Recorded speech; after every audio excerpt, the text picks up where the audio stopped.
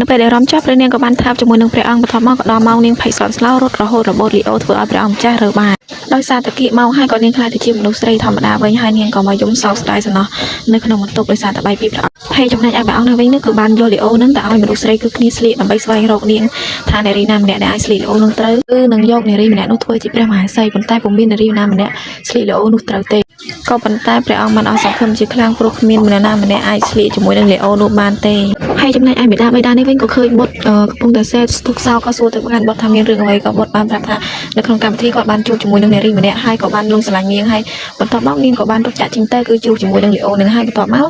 ព្រះអង្គក៏បានទៅស្វែងរកទៀតក៏បានជួបនឹងស្ត្រីម្នាក់ក៏បានណែនាំមកដល់គ្រួសាររបស់សិនដេរ៉េឡានឹងហើយក៏បានឲ្យប្អូនស្រីរបស់កេឡូប៉ុន្តែពួកកេឡូមិនត្រូវទេបន្ទាប់មកក៏ព្រះអង្គឃើញជាមួយនឹងនាងក៏យកលីអូមួយនោះទៅឲ្យនាងលោហើយនាងក៏បានយកលីអូនោះទៅចំណែកឯម្ដាយចុងនឹងប្អូនរបស់នាងឃើញហើយក៏ស្រឡាញ់កាំងដោយសារតែនាងបានស្លៀកលីអូនោះគឺត្រូវហើយនាង